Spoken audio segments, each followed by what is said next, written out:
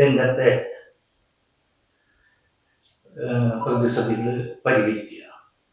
അതാണ് ഭൂമിക real estate association ഇത്തരത്തിൽ ഒരു പ്രസ് മീറ്റിങ്ങിന് വന്നിട്ടുള്ളത്. നമ്മൾ കഴിഞ്ഞ വെള്ളിയാഴ്ച നടന്ന സംസ്ഥാന സർക്കാരിൻ്റെ ബഡ്ജറ്റിൽ ഈ മേഖലയെ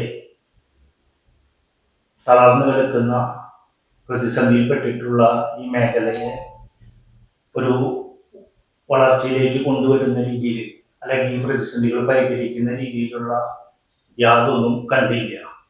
അതിൻ്റെ അടിസ്ഥാനത്തിലാണ് നമ്മൾ ഇന്ന് പ്രസ് മീറ്റ് വയ്ക്കുന്നത്. നമുക്ക് അറിയാം, കേരളത്തിൽ ഏറ്റവും കൂടുതൽ തൊഴിലാളികൾ പ്രവർത്തിക്കുന്ന ഒരു മേഖലയാണ് റിയൽ എസ്റ്റേറ്റ് മേഖല. അതോടൊപ്പം കേരളത്തിലെ റിയൽ എസ്റ്റേറ്റ് മേഖലയിൽ ഒരു ചലനം ഉണ്ടായാൽ മാത്രമാണ് നമ്മുടെ നാട്ടിലൊരു സാമ്പത്തിക സർക്കുലേഷൻ നടത്തുള്ളൂ.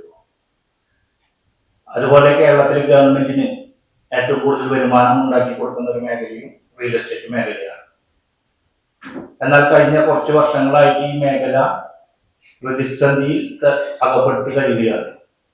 അതിന് പ്രധാന കാരണം 2016 നോട്ട് നിരോധനം ഒരു പ്രധാന ഘടകമാണെങ്കിലും അതിനുശേഷം വന്നിട്ടുള്ള നിയമനിർമ്മാണങ്ങൾ, രജിസ്ട്രേഷൻ വകുപ്പുമായി ബന്ധപ്പെട്ട് മുദ്രവിലയുമായി ബന്ധപ്പെട്ടുള്ള നിയമനിർമ്മാണങ്ങൾ ഈ വളർച്ചയ്ക്ക് അല്ലെങ്കിൽ പ്രതിസന്ധിക്ക് ആക്കം കൂട്ടുകയാണ് ഉണ്ടായിട്ടുള്ളത്. അതിലേറ്റവും പ്രധാനപ്പെട്ടത് ഫെയർ വാല്യൂ പുതുക്കലും അതുപോലെ ഫെയർ വാല്യൂ നിർണയവുമാണ്. അശാസ്ത്രീയമായ രീതിയിലുള്ള ഫെയർ വാല്യൂ നിർണയം. പഞ്ചായത്ത് റോഡ്, കോർപ്പറേഷൻ റോഡ്, ഈ പ്രധാന റോഡുകളിലെ അതേ ഫെയർ വാല്യൂ തന്നെയാണ് ചില മേഖലകളിൽ, ഇട റോഡുകളിൽ, പോക്കറ്റ് റോഡുകളിൽ, ഗാർഡൻ ലാൻഡുകളിലൊക്കെയും പ്രധാന റോഡ്, പഞ്ചായത്ത് റോഡ്, കോർപ്പറേഷൻ റോഡിന്റെ അതേ ഫെയർ വാല്യൂ തന്നെയാണ് ചെയ്യുന്നത്. അതുപോലെ തന്നെ 1500 രൂപ, 1600 രൂപ സ്ക്വയർ ഫീറ്റ് ഇനത്തിൽ നമുക്ക് വീടിന്റെ വർക്ക് പൂർത്തീകരിക്കാൻ സാധിക്കും. എന്നാൽ കുറഞ്ഞ ബഡ്ജറ്റിൽ വീട് പണിത് വിൽക്കുന്ന ആളുകൾക്ക് അത് വാങ്ങാൻ വരുന്ന ഒരു സാധാരണക്കാരന് ആഡംബര വീടിന്റെ രജിസ്ട്രേഷൻ ഫീസാണ് അടയ്ക്കേണ്ടത് വരുന്നത്. അപ്പൊ ഞങ്ങൾക്ക് അതുപോലെ തന്നെ ജപ്തിയിൽ അകപ്പെടുന്ന വീടുകളുണ്ട്. ഏകദേശം ഒരു 50-60 ലക്ഷത്തിന്റെ നല്ല വീടുകൾ ജപ്തിയിൽ അകപ്പെട്ട് കഴിഞ്ഞാൽ അതൊരു കൊറോണ സമയത്ത് വീട് അടച്ചിട്ടിരുന്ന സമയത്ത് പലിശയും പിഴപ്പലിശയും ഒക്കെ ഉൾപ്പെടെ ഒരു 50-60 ലക്ഷം രൂപയുടെ വീട് 40 ലക്ഷം രൂപയ്ക്ക് താഴ്ത്തി കൊടുക്കുമ്പോൾ ആ 40 ലക്ഷം രൂപയ്ക്ക് അത് വാങ്ങാൻ വരുന്ന വ്യക്തി 50 ലക്ഷം രൂപയുടെ 10 ലക്ഷം രൂപയുടെ ഡിഫറൻസ് ആണ് അവിടെ വരുന്നത്. അതിന് പ്രധാന കാരണം അശാസ്ത്രീയമായ രീതിയിൽ നടപ്പിലാക്കിയ ഫെയർ വാല്യൂ നിർണയം, അത് കൂടാതെ തന്നെ മുദ്രവില വർദ്ധിപ്പിച്ചതും അതുപോലെ നമ്മൾക്ക് കെട്ടിട നിർമ്മാണ രജിസ്ട്രേഷനുള്ള തുക വർദ്ധിപ്പിച്ചതാണ് ഇതിന് പ്രധാന ഘടകം. അപ്പൊ ഞങ്ങൾ ആവശ്യപ്പെടുന്നത് ഗവൺമെന്റ് ഈ കാര്യങ്ങളിൽ ആവശ്യമായ നടപടികൾ നടത്തി ഇതിനെ അറിയാവുന്ന ഉദ്യോഗസ്ഥരെ വെച്ചുകൊണ്ട് ആവശ്യമായ തിരുത്തലുകൾ നടത്തി ആവശ്യമായ നടപടിയിലേക്ക് ഗവൺമെന്റ് ശ്രദ്ധ കേന്ദ്രീകരിക്കണമെന്നാണ് ഭൂമിക റിയൽ എസ്റ്റേറ്റ് അസോസിയേഷൻ ആവശ്യപ്പെടാനുള്ളത്. അത് കൂടാതെ തന്നെ കേരളത്തിലെ തിരുവനന്തപുരം തൊട്ട് കാസർഗോഡ് വരെയുള്ള വിവിധ ജില്ലകളിലായിട്ട് നിരവധി ഏജന്റുമാരാണ് നമ്മുടെ ഈ റിയൽ എസ്റ്റേറ്റ് രംഗത്ത് പ്രവർത്തിക്കുന്നത്. എന്നാൽ ഗവൺമെന്റിന്റെ അംഗീകൃത അംഗത്വമായ റവയിൽ വിരലിലെണ്ണാവുന്ന ആളുകളാണ്. അതിന് പ്രധാന കാരണം 25,000 രൂപയാണ് അതിന്റെ അംഗത്വ ഫീസ്. അതിലിപ്പോ തൃശ്ശൂർ ജില്ലയിലൊക്കെ ഏകദേശം 6-10 ആളാണ് ആകെ ഉള്ളത്. ആ അംഗത്വ ഫീസ് കുറച്ചുകൊണ്ട് ഈ റിയൽ എസ്റ്റേറ്റ് രംഗത്ത് പ്രവർത്തിക്കുന്ന ഏജന്റുമാരെ ഉൾപ്പെടെ നമ്മൾ മുൻപേ സൂചിപ്പിച്ച വിഷയങ്ങളുമായി ബന്ധപ്പെട്ട് ഗവൺമെന്റ് അതിന് വേണ്ട ആവശ്യമായ നടപടികൾ സ്വീകരിക്കണമെന്നാണ് ഭൂമിക റിയൽ എസ്റ്റേറ്റ് അസോസിയേഷൻ ആവശ്യപ്പെടുന്നത്. അതുകൂടാതെ തന്നെ ഇതുമായി ബന്ധപ്പെട്ട് ധനകാര്യ വകുപ്പ് കൈകാര്യം ചെയ്യുന്ന ബഹുമാനപ്പെട്ട മുഖ്യമന്ത്രി Shri V D Satheesan sir ബന്ധപ്പെട്ട വകുപ്പുകളായ രജിസ്ട്രേഷൻ വകുപ്പ്, റവന്യൂ വകുപ്പ്, അത് വ്യവസായ വകുപ്പ് ഉൾപ്പെടെയുള്ള മന്ത്രിമാർക്ക് രേഖാമൂലം കത്ത് കൊടുക്കേണ്ട നടപടികൾ ഞങ്ങൾ അസോസിയേഷൻ ഭൂമിക റിയൽ എസ്റ്റേറ്റ് അസോസിയേഷൻ എടുത്തിട്ടുണ്ട്. ഓക്കെ, കച്ചവടങ്ങൾ നടക്കുന്നുണ്ട്. നടക്കുന്നതിൽ ഉണ്ടാകുന്ന പ്രശ്നം എന്ന് പറഞ്ഞാൽ ഈ രജിസ്ട്രേഷൻ ഫീസ് വർദ്ധിപ്പിച്ച കാരണത്താൽ പല പ്രശ്നങ്ങളായിട്ട് വാങ്ങാൻ വരുന്ന ബൈക്കുകൾ പിൻവാങ്ങി പോവാണ്. ഇപ്പൊ 40 ലക്ഷം രൂപയ്ക്ക് വസ്തു വിൽക്കുകയാണെന്ന് വെച്ച് കഴിഞ്ഞാൽ അത് 50 ലക്ഷം രൂപയാണ് അവിടെ കണക്ക് കാണിക്കുന്നത്. ആ കണക്ക് കാണിക്കുമ്പോൾ 10 ലക്ഷം രൂപയുടെ ഡിഫറൻസ് വരും. ആ ഡിഫറൻസ് വരുമ്പോൾ വാങ്ങാൻ വരുന്ന ആള് ജപ്തിയിലകപ്പെട്ട ഒരു വീടാച്ചാൽ വാങ്ങാൻ വരുന്ന ആള് വേണ്ടാന്ന് വെക്കും. വേണ്ടാന്ന് വെക്കുമ്പോൾ 2-3 ക്രൈകൾ അവിടെ നടക്കുന്നില്ല. ഒന്ന്, ഈ വസ്തു കച്ചവടം നടക്കുന്നില്ല. 2, ഈ ജപ്തിയിലകപ്പെട്ട് മാനസികമായിട്ട് വിഷമം അനുഭവിച്ചുകൊണ്ടിരിക്കുന്ന ആളുടെ അയാൾക്ക് ഒരു ആശ്വാസം കിട്ടുന്നില്ല. 3, അത് കഴിഞ്ഞു കഴിഞ്ഞാൽ ഇയാൾ ഒരു 5 സെന്റ് ബാലൻസ് പൈസ കൊണ്ട് 5 സെന്റ് സ്ഥലം വാങ്ങി കഴിഞ്ഞാൽ ആ കച്ചവടങ്ങൾ മൊത്തത്തിൽ തടസ്സപ്പെടുകയാണ്. കമ്മീഷൻ നിലവിൽ ഇപ്പൊ ഉള്ളത്, ഇപ്പൊ ഈ കച്ചവടം ഇങ്ങനെ ഇതേമാതിരി ഒരു പ്രശ്ന പ്രതിസന്ധികളുള്ള സമയത്ത് ഇപ്പൊ നിലവിലുള്ളത് തന്നെയാണ്. കൂടുതൽ വർദ്ധിപ്പിക്കേണ്ട കാര്യങ്ങളൊന്നും അസോസിയേഷൻ തീരുമാനിച്ചിട്ടില്ല. പിന്നെ ഇതുമായിട്ട് ബന്ധപ്പെട്ടിട്ടുള്ള കാരണത്താൽ എല്ലാവർക്കും അവരുടേതായ ഒരു അസോസിയേഷൻ കാര്യങ്ങളൊക്കെ ഉണ്ട്. ഇപ്പൊ ഞങ്ങള് റിയൽ എസ്റ്റേറ്റ് ഏജന്റുമാരുടെ അസോസിയേഷൻ, കെട്ടിട നിർമ്മാണത്തിന്റെ അസോസിയേഷൻ, ആധാരക്കാരുടെ അസോസിയേഷൻ, ഇതിനെ സംയോജിപ്പിച്ചുകൊണ്ട് ഒരു നേതൃത്വ നിലയിലേക്ക് കൊണ്ട് തിരുവനന്തപുരത്തൊക്കെ ഉണ്ടായിരുന്നു. അല്ല, അത് ഗവൺമെന്റ്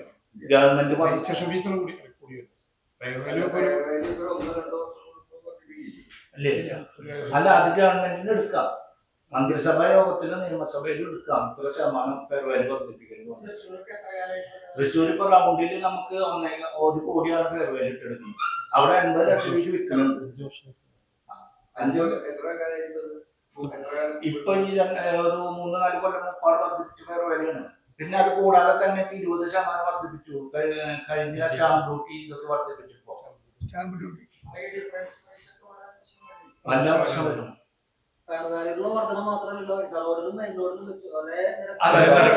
അത് പ്രധാന ഘടകമാണ്. അതെല്ലാ മേഖലയും ഇല്ല. അത് ഈ അശാസ്ത്രീയമായ ഉദ്യോഗസ്ഥന്മാര് ഓരോ മേഖല ഇവിടെ ഇരുന്ന് ഓരോ കടകളിൽ ഇരുന്നിട്ട് തീരുമാനിക്കും ആ മേഖലയിൽ ഇന്നതാ ഫെയർവാല്യൂ തീരുമാനിക്കും. അവിടെ പോയി പഠിച്ച് ചെയ്യുന്നില്ല. അപ്പൊ അത് ഇപ്പൊ ഔദ്യോഗിക ഗവൺമെന്റിന്റെ റെവയുടെ കൂടി ആളുകൾ ഉൾപ്പെടുത്തിക്കൊണ്ട് അവർക്കെല്ലാം മൂല്യൊക്കെ 2014 അതിനുശേഷം എത്രയാണ് വർദ്ധിച്ചത്? 1-2 പ്രാവശ്യം വർദ്ധിപ്പിച്ചിട്ടുള്ളൂ. ഈ വർധനവില് അത് അശാസ്ത്രീയമായ ഒരു ഏരിയയില് ഒരു പഞ്ചായത്തില് മെയിൻ റോഡിന്റെ വില തന്നെയാണ് ഉൾഗ്രാമങ്ങളിലും കിടക്കുന്നത്. ആ ഫെയർ വാല്യൂന്റെ ഒരു വേരിയേഷൻ ഇപ്പോ ഈ ഇടപാടുകൾ നടക്കാനുള്ള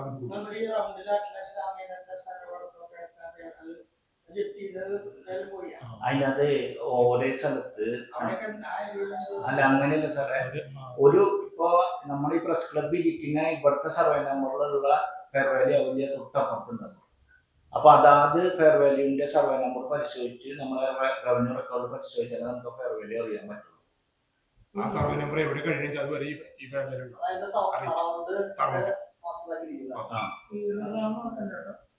പ്രധാനം പറഞ്ഞു കഴിഞ്ഞാൽ ബിൽഡിംഗ് അസോസിയേഷൻ അതേമാതിരി ഇത്ര പ്ലോട്ടുകൾ തിരിക്കുമ്പോൾ അതിനുള്ള ലൈസൻസ് പിന്നെ ഗവൺമെന്റ് ഇപ്പോ കുര്യന്റെ നേതൃത്വത്തിൽ ഉണ്ടാക്കിയിട്ടുള്ള അടുത്ത കാലത്ത് ഉണ്ടാക്കിയിട്ടുള്ള ഒരു സംഭവമാണ് റെറ ലൈസൻസ്. അതിപ്പോ ഈ ഫ്ലാറ്റുകളൊക്കെ പണിത് ഈ പറഞ്ഞ ടൈം അല്ലാതെ വിൽപ്പന നടത്താൻ ഒരു പരാതിയുടെ അടിസ്ഥാനത്തിൽ ഗവൺമെന്റ് ഉണ്ടാക്കിയിട്ടുള്ളതാണ്. അതില് ഏജന്റുമാര് 5 ഏജന്റുമാര് അതൊക്കെ ഫീസ് 25,000 രൂപയാണ്. ഇപ്പൊ കേരളത്തിൽ മൊത്തം ആകെ 10-60 ആളാണ്. തൃശ്ശൂർ ജില്ലയിൽ ആകെ 10 ആളെ ഞങ്ങളുടെ അസോസിയേഷനുകളാണ്. അതൊന്നുമില്ല, അതൊക്കെ അവരവർ ചെയ്യുന്നതിനനുസരിച്ചാണ് അംഗീകാരം. റെഡാന്ന് പറയുമ്പോൾ കുറച്ചും കൂടി ഔദ്യോഗിക ഗവൺമെന്റിന്റെ ഔദ്യോഗികമാണ്. പിന്നെ അത് ഗവൺമെന്റിന്റെ സൈറ്റിൽ ഉൾപ്പെടെ എവിടെ വെബ്സൈറ്റിൽ അടിച്ചു നോക്കിയാലും അവർ നമ്മുടെ തൃശ്ശൂർ ജില്ലയിലെ രജിസ്ട്രേഷൻ നമ്പർ കാണിക്കുന്നു. ഇത് തൃശ്ശൂർ ജില്ലയിലെ ഇത് നമ്മള് എന്താ വെച്ച് കഴിഞ്ഞാൽ കേരളത്തില് നിരവധി റിയൽ എസ്റ്റേറ്റ് സംഘടനകളുണ്ട്. ഈ സംഘടനകളൊക്കെ ഉണ്ടെങ്കിലും എല്ലാവരും തിരുവനന്തപുരം കാസർഗോഡ് ഉണ്ടെങ്കിൽ വരെ സംഘടന ഉണ്ടെങ്കിലും ഇവരൊക്കെ ഒരു പ്രത്യേക രാഷ്ട്രീയ ചായ്വ് വരുമ്പോൾ ആ ചായ്വിലേക്ക് ഈ സംഘടനയെ വലിച്ചെടുത്ത് കൊണ്ടുപോകുന്ന സ്ഥിതിയാണ്. പിന്നെ നമ്മുടെ സാധാരണ മെഡിക്കൽസിന് യാതൊരുവിധ ഗുണത്തിലില്ലാത്ത രീതിയിലുള്ള പ്രശ്നങ്ങളാണ് അതിലുണ്ടാക്കുന്നത്. അപ്പൊ നമ്മള് തൃശ്ശൂർ ജില്ലയിൽ നിന്ന് തൃശ്ശൂർക്കാരുടെ സ്വന്തമായിട്ട് 2025 സൊസൈറ്റി ആക്ട് പ്രകാരം രജിസ്ട്രേഷൻ ചെയ്ത് ആരംഭിച്ച സംഘടനയാണ് ഭൂമി. ഇതിലിപ്പോ ഏകദേശം 200ഓളാണ് എടുത്തുള്ളത്. ഇപ്പൊ 2025 ആഗസ്റ്റ് തൊട്ടാണ് ഇതിന് വർക്ക് നടന്നത്. നേരത്തെ കമ്മീഷനെ അത് ഈ കമ്മീഷൻ സ്റ്റേറ്റ് ലെവലില് ഏകീകരിച്ചതാണോ അതോ എങ്ങനെയാണ് ശരിക്കും സ്റ്റേജിൽ ഒരു രീതിയിലാണ് പോകുന്നത്. അത് എത്രയോ കമ്മീഷൻ 2+1 വാങ്ങുന്ന ആള് വാങ്ങുന്ന 1%, വിൽക്കുന്ന ആൾ 2%. ശരിക്കും നമ്മുടെ സംസ്ഥാന മൊത്തത്തിലല്ല അതിന്റെ അതിനൊരു ഏകീകരണം കറക്റ്റ് വന്നിട്ടില്ല. ഗവൺമെന്റിന്റെ ഇതിലും അതിനൊരു ഏകീകരണം ഗവൺമെന്റ് റേറ്റ് വാലിഡ് ഇല്ല. അത് ഓരോരുത്തരും അവർക്ക് ഇഷ്ടമനുസരിച്ച് വാങ്ങണം. പക്ഷെ നമ്മുടെ സംഘടനയിലുള്ള ആളുകളോട് നമ്മൾ പ്രത്യേകം പറഞ്ഞിട്ടില്ലെങ്കിൽ അതിനൊരു നിയമനിർമ്മാണം വേറെ കൊണ്ടുവരുന്നതുണ്ട്. ഇതുപോലെ പ്രക്ഷോഭമോ അല്ലെങ്കിൽ അങ്ങനെ വല്ല അത് നമ്മളിപ്പോ അടുത്തതായിട്ട് ആധാര അസോസിയേഷൻ, അതുപോലെ ബിൽഡിംഗ് അസോസിയേഷൻ, ഈ കെട്ടിട നിർമ്മാണ തൊഴിലാളികൾ എല്ലാവരും കൂടി സംയുക്തമായിട്ട് ഒരു മീറ്റിംഗിന്റെ കാര്യം ആലോചിക്കുന്നത്. എന്നിട്ട് ഒരു ഒറ്റക്കെട്ടിക്ക് പോയി എവിടെ എത്തില്ല. ആദ്യത്തെ സ്റ്റെപ്പ് ഞങ്ങൾ എല്ലാ മന്ത്രിമാർക്കും രേഖാമൂലം ഈ കാര്യങ്ങൾ ഇന്നതാണ് ഈ പ്രതിസന്ധിക്ക് കാരണം അത് അറിയിക്കുക. അതിനുശേഷം അടുത്ത ഇവരുമായി ആലോചിച്ചിട്ട് സംയുക്ത പ്രക്ഷോഭം വേണോ, അതല്ലെങ്കിൽ ഞങ്ങൾ സ്വന്തമായിട്ട് രജിസ്റ്റർ ഓഫീസിന്റെ മുന്നിലേക്ക് ഒരു ധാരണയും കാര്യങ്ങളൊക്കെ ആലോചിക്കുന്നുണ്ട്. തുടർ നടപടികൾ പങ്കെടുക്കുന്ന പേര് ഞാൻ ഭൂമിക, തൃശൂർ ജില്ലാ പ്രസിഡന്റ്, ജില്ലാ joint secretary Kabeer CK, vice പ്രസിഡന്റുമാരായിട്ടുള്ള ജിജോ നിലങ്കാവില്, അതുപോലെ തന്നെ AP ജോയപ്പൻ, അതുപോലെ തൃശൂർ ജില്ലാ ഡിസ്ട്രിക്ട് കോർഡിനേറ്റർ PM ശ്രീനിവാസൻ.